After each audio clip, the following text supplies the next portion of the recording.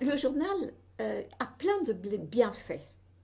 Le premier, c'est que lorsqu'on est triste, lorsqu'on a des problèmes, eh bien, c'est une sorte de délivrance, de pouvoir se délivrer par l'écriture voilà, dans son journal. Et de même, et aussi quand on est extrêmement heureux. Lorsque c'est presque, je veux dire, ineffable, eh bien, on peut le dire avec ses mots à soi dans un journal.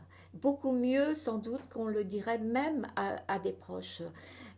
Donc, ça a une fonction de sortir de soi tout ce qui est émotion, tout ce qui est tristesse, qui est aussi quelquefois on arrive aussi au questionnement, c'est-à-dire on hésite sur des problèmes.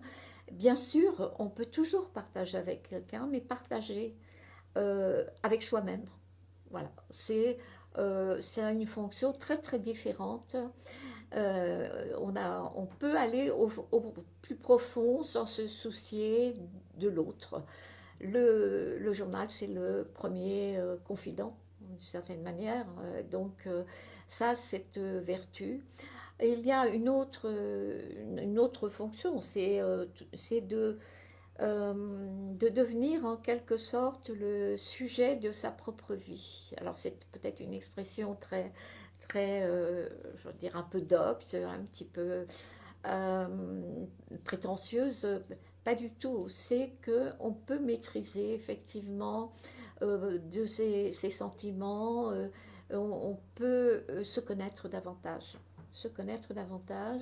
Et puis, il y a une autre fonction, et alors là, c'est avec l'âge, bien sûr, que je m'en suis aperçue, c'est-à-dire que lorsqu'on relit son journal des années après, on est très étonné, très surpris et on se dit c'est moi ça. Euh, et puis il faut faire en quelque sorte avec et se dire qu'on a été cette personne. C'est comme une histoire qu'on laisse derrière soi parce que ça c'est très très important.